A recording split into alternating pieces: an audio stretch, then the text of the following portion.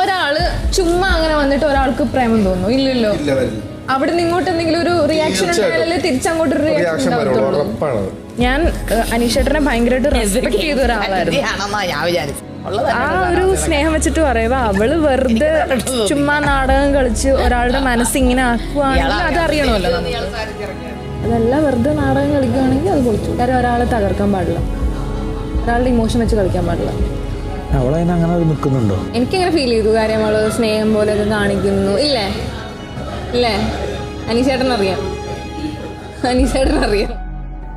मुझको दे तुम मिट जाने, अब खुद से दिल मिल जाने, क्यों है ये इतना फासला, लम्हे ये फिर ना आने, इनको तू ना दे जाने, तू मुझ पे खुद को दे लुटा,